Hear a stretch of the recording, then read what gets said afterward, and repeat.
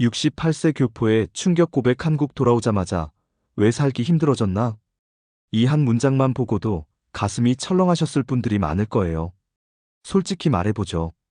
우리 중 많은 사람이 은퇴하면 이제 좀 편해지겠구나라고 생각합니다. 특히 오랜 해외 생활을 접고 한국으로 돌아오려는 교포분들은 한국의 정이 그립고 가족이 보고 싶고 의료나 생활 편의도 좋으니까 돌아가서 여생을 편하게 보내자는 꿈을 꾸죠. 그런데 막상 돌아오면 어떻습니까? 왜 이렇게 살기 힘드냐는 말이 절로 나옵니다. 오늘은 실제로 귀국 후 1년이 지난 68세 교포의 고백을 빌려 은퇴 후 귀국이 왜 그렇게 힘든지, 그리고 우리가 무엇을 준비해야 하는지 이야기해 보려 합니다. 나 이제 편하게 살려고 왔는데 왜 이렇게 숨 막히나? 이게 그분의 첫마디였어요. 30년 가까이 호주에서 살았던 어씨 68세. 젊을 땐 이민이 너무 고생스러워서 늘 한국이 그리웠답니다. 그래도 한국은 사람 냄새 나는 곳이지, 노후엔 거기가 낫지 않겠나? 이런 생각을 60 넘어서까지 하고 계셨어요. 그렇게 집도 팔고 한국으로 들어오신 게 1년 전입니다. 처음 한 달은 정말 좋았대요. 가족이랑 자주 보고 예전 친구들이랑 술자리도 하고 시장도 가고. 그런데 3개월 지나니까 현타가 오더랍니다. 무엇보다 돈 문제예요. 호주에서 연금 받아오는데 환율 수수료 떼면 생각보다 작아지고 한국 생활비는 상상 이상이었답니다. 호주에서는 무난히 살던 수준으로 외식 한번 하면 한국선 배 이상이 나가고 전기료, 가스비, 교통비까지 다 부담이 됐어요. 그제서야 깨달은 거죠. 내가 너무 한국 물가를 옛날 기준으로 생각했구나. 이게 첫 번째 현실적인 사례입니다. 은퇴 후 귀국의 가장 큰 함정이 생활비 착각이에요. 많은 교포분들이 한국이 싸다는 옛 이미지에 사로잡혀 옵니다. 하지만 지금 한국 물가는 OECD 상위권이고 외국 연금을 가져와도 생활 수준을 유지하기 어려울 수 있어요. 그래서 전문가들은 무조건 돌아오기 전에 한국 생활비 예산을 철저하게 시뮬레이션해보고 결정하라고 조언합니다. 한국의 지역별 차이까지 감안해서요. 두 번째 사례는 외로움입니다. BC 70세는 40년 미국 생활을 마치고 서울로 들어왔습니다. 내가 여긴 친척도 친구도 많으니 안 외로울 줄 알았다면서요. 그런데 문제는 삶의 결이 달라졌다는 거예요. 자식들도 바빠서 자주 못 보고 친구들은 다 자기 생활이 있는데 예전 같을 리가 없죠. 오랜 해외 생활로 한국의 문화가 낯설기도 하고 말투도 다르고 사소한 생활 습관이 달라서 미묘하게 소외감을 느끼더랍니다. 특히 나이가 들수록 새로운 친구를 사귀기도 어렵고요. 내가 괜히 왔나? 이런 생각이 드는 거죠. 이건 많은 귀국 교포들이 공통적으로 하는 이야기입니다. 한국이 낯설어진 거예요. 한국인인데 한국이 외국 같다고 합니다. 이걸 막으려면 어떻게 해야 할까요? 한국의 현재 문화를 공부하고 커뮤니티 활동 계획을 세우고 가족이나 친구와의 기대치를 조율해야 합니다. 내가 돌아가면 매주 만날 수 있겠지? 같은 환상을 깨고 솔직히 이야기 나눠야 해요. 이게 없으면 한국의 인프라는 좋아도 사람과 사람 사이에서 고립됩니다.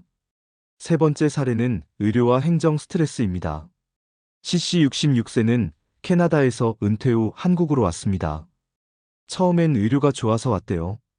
캐나다는 대기 기간이 길어서 간단한 진료도 오래 걸리니까. 한국 병원은 빠르고 친절하죠. 근데 문제는 너무 자주 가게 된다는 거예요. 한국 병원 시스템이 워낙 접근성이 좋아서 여기저기 검사를 권하고 비용도 만만치 않아요. 건강보험료도 납부해야 하고 본인 부담금도 계속 나갑니다. 또 서류 처리나 각종 온라인 인증 절차도 너무 복잡해서 해외 생활에 익숙한 분들이 스트레스를 받습니다. 한국 오면 병원 좋다고 했는데 이 정도로 돈 나갈 줄 몰랐다는 게 솔직한 말이에요. 많은 교포 은퇴자들이 의료 혜택을 기대하고 오지만 실제로는 자주 쓰게 되면서 지출이 커지는 걸 간과합니다. 또 한국의 빠르고 친절한 서비스가 오히려 과잉 진료라는 말도 듣죠. 이걸 잘 이해하고 예산을 세워야 합니다. 이렇게 3가지 사례를 살펴봤습니다. 물가 착각에서 오는 경제적 충격, 삶의 결이 달라진 인간관계와 외로움, 의료와 행정 시스템의 스트레스와 비용. 솔직히 말하면 한국이 나쁜 나라라서가 아니라 내가 한국을 너무 옛날 기준으로 생각했다는 게 문제입니다. 그리고 한국도 변했어요. 은퇴자는 수입이 줄어드는데 한국의 생활비는 올랐고 문화도 바뀌었습니다. 그러면 어떻게 해야 할까요? 전문가들은 이렇게 권합니다. 먼저 귀국을 결정이 아니라 실험으로 해보라고요. 처음엔 단기 귀국으로 살아보고 거주비, 식비, 병원비, 교통비 등 실제 비용을 경험해보세요. 그리고 가족 관계도 천천히 정리하고 기대를 맞춰가야 해요. 또 지역 선택이 중요합니다. 서울 한복판 살 거냐, 지방 소도시에 살 거냐에 따라 비용이 크게 달라지거든요. 마지막으로 해외 연금이나 자산 관리 계획도 한국 세법과 맞춰 꼼꼼히 검토해야 합니다. 환율 리스크, 송금 수수료, 세금까지 계산하고 오셔야 해요. 68세 교포 어 씨는 이렇게 말했습니다. 내가 30년 넘게 한국 생각하며 그리워했는데 막상 오니 너무 변했더라. 그게 나쁜 게 아니라 그냥 내가 몰랐던 거야. 이게 핵심입니다. 한국은 변했고 우리도 나이를 먹었어요. 이 사실을 인정하고 계획해야 합니다. 은퇴 후 귀국은 좋은 선택이 될 수도 큰 후회가 될 수도 있습니다. 결국은 준비가 답이에요. 한국 돌아오면 편할 줄 알았다는 달콤한 환상 대신 현실을 있는 그대로 보고 철저히 준비해서 내 노후를 내 손으로 지켜야 합니다. 여러분은 어떻게 준비하고 계신가요? 혹시 지금도 이제 한국 가면 좀 편해지겠지 하고 계신가요? 오늘 이야기가 조금 불편했더라도 현실을 직시하는데 도움이 되길 바랍니다. 우리 모두가 후회 없는 은퇴를 위해서요. 이번엔 방금 이야기한 68세 교포의 은퇴 후 귀국 현실 이야기를 이어받아 전문가 시각에서 좀 더 실질적인 정보와 준비 방법, 구체적인 팁을 풀어볼게요. 말하듯 편안한 톤으로 하지만 실제로 준비할 때 꼭 써먹을 수 있게 최대한 구체적으로 다뤄드리겠습니다. 우선 제일 많이 물어보는 게 한국 살면 한 달 생활비가 얼마나 들까요? 예요. 사람마다 생활 수준이 다르지만 전문가들은 이렇게 나눠서 설명합니다. 서울 기준으로 1인 은퇴 생활비는 150만 250만 원이 평균선입니다. 이건 아주 검소하게 살면 150만 원 정도지만 적당히 외식하고 문화생활하고 의료비까지 포함하면 200만 원을 넘기는 게 현실이에요. 부부라면 300만 400만 원 생각하셔야 하고요. 지방 중소도시로 가면 2030% 정도 절감할 수 있습니다.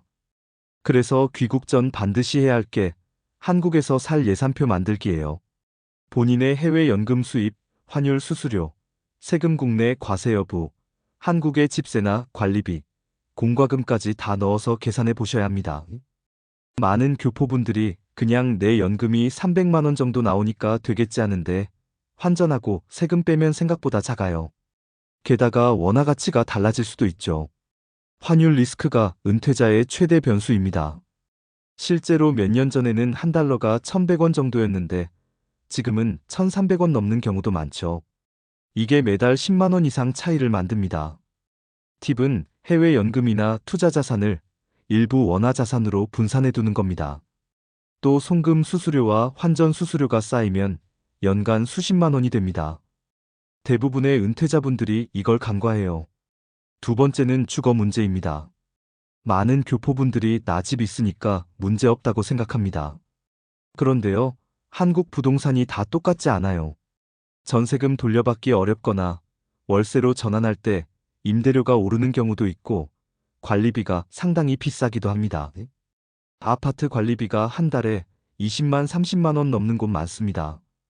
또 노후주택이면 리모델링이나 수리비가 한 번에 500만 1000만 원 훅 나가기도 해요. 전문가들은 귀국 전에 꼭 목돈 지출 예상표를 만들어 보라고 권합니다. 들어오자마자 냉장고, 세탁기, 가스보일러 등 교체할 비용이 나갈 수 있어요. 또 서울이나 수도권은 임대료가 너무 비싸서 지방 중소도시로 옮기면 생활비를 크게 줄일 수 있습니다. 그래서 많은 은퇴 전문가들이 지방 이주도 옵션으로 꼼꼼히 비교하라고 해요. 교통이나 병원 접근성도 고려해야 하고요. 세 번째는 의료비입니다. 한국 의료가 싸다는 말은 사실 반만 맞습니다. 진료비 자체는 싸지만 자주 가게 되고 검사 권유가 많고 비급여가 늘어나면 부담이 커집니다. 그리고 건강보험료가 매달 나갑니다. 지역가입자로 전환되면 소득이나 재산을 기준으로 산정되는데 이게 의외로 커서 깜짝 놀라는 분이 많아요. 예를 들어 월 해외 연금 소득이 200만 원 정도여도 재산세 과세 표준이나 금융소득이 있으면 월 건강보험료가 10만 20만 원 넘게 나옵니다. 많은 교포가 이 계산을 안 하고 들어옵니다. 팁은 국민건강보험 홈페이지에서 지역가입자 예상보험료 계산 기능을 꼭 돌려보고 오라는 거예요. 또 해외 의료보험이 끊기면 다시 가입이 안 되거나 해외 진료비를 돌려받을 수 없는 문제도 생기니까 이중보험 여부도 꼭 확인해야 해요. 네 번째는 가족 문제입니다. 이 부분이 제일 민감해요. 귀국하려는 교포분들 중에는 자식이랑 가까이 살려고 손주 보려고 돌아오시는 분들 많아요. 근데 실제론 자식도 바쁘고 손주 돌보는 게 체력적으로 너무 힘들 수 있어요. 이제 한국 가면 애들이 다 챙겨주겠지 하는 건 아주 위험한 기대입니다. 이 부분은 전문가들이 항상 강조합니다. 귀국 전에 가족과 솔직하게 이야기 나누세요. 내가 돌아가면 얼마나 자주 볼 수 있는지, 도움이 필요할 땐 어떻게 할지를 투명하게 공유하고 조율해야 합니다. 기대가 어긋나면 관계가 깨집니다. 실제로 이런 갈등 때문에 귀국 후 12년 만에 다시 출국하는 사례가 너무 많아요. 이건 감정적인 문제라서 한번 틀어지면 회복이 어렵습니다. 마지막으로 적응 계획을 세워야 합니다. 한국은 생각보다 빠르게 변했습니다. IT도 너무 발달해서 모바일 인증, 공공기관 앱, 카드 결제, QR코드 등이 생활화됐어요. 은행 업무도 비대면이 주류고 동네 관공서도 무인 민원 발급기가 기본이에요. 예전 한국이랑 같겠지 하고 왔다가 당황하는 분들 정말 많습니다. 팁은 귀국 전부터 한국의 최신 생활 정보를 챙겨보고 모바일 인증서, 카드, 계좌 등을 미리 만들어 놓으세요. 또 한국의 보험세금 제도를 공부하고 필요한 서류 예를 들어 해외 소득 증명서, 연금 수령 증명 등을 준비해서 와야 합니다. 이걸 깜빡하고 들어오면 한국에서 서류 떼느라 몇 달을 허비하고 비용도 듭니다. 정리하자면 전문가가 권하는 귀국 준비 5단계는 이렇습니다. 생활비 예상표 만들기 환율, 수수료, 세금 반영, 주거비와 유지비 계획 리모델링 비용 포함, 건강보험료 시뮬레이션 의료비 계획, 가족과 기대치 협상하기, 한국 생활 적응 계획과 서류 준비. 68세 교포의 충격 고백은 사실 이 준비가 없었기 때문에 나온 말이에요. 왜 이렇게 살기 힘들어졌나? 는 질문에는 돈, 인간관계, 건강, 행정이 다 얽혀 있습니다. 이건 한국이 문제라기보다 너무 달라진 현실을 제대로 알지 않고 온 결과예요. 하지만 철저히 준비하면 달라집니다. 많은 분들이 준비 잘하고 귀국해서 행복하게 사십니다. 결국 노후는 남이 책임져 주지 않아요. 본인이 스스로 계획하고 솔직히 가족과 대화하고 현실을 인정하는 게 최고의 대비책입니다. 이런 이야기가 너무 건조하고 현실적일 수 있어도 누군가의 은퇴가 후회로 끝나지 않게 하는데 도움이 되길 바랍니다. 우리 모두가 은퇴 후에도 후회 없이 행복하게 살 수 있길 진심으로 바랍니다. 준비가 다입니다. 진짜입니다.